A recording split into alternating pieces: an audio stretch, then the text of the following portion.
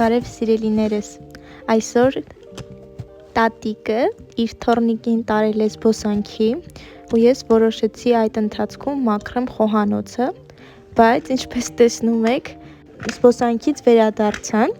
ուղեղումս գծագրել էի, որ ամեն ինչ կհասցնեմ մինչև իրենց գալը, նյութը արդեն տարածեցի ամբողջ խոհանոցի մակերեսով, ես օգտագործում եմ այնպիսի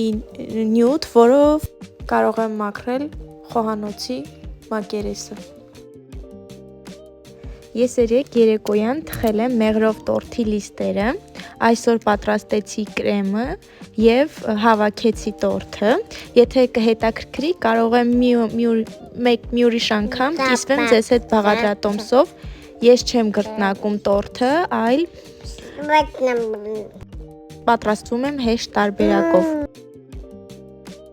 Մենակ ես չեմ ձեզ համար այս տեսանյութը ձայնագրում, այլ նաև իմ ճոտիկը ինձ հետ է, երբ հենց ես խոսում եմ, ինքն էլ է սկսում խոսալ ու ուրախանալ։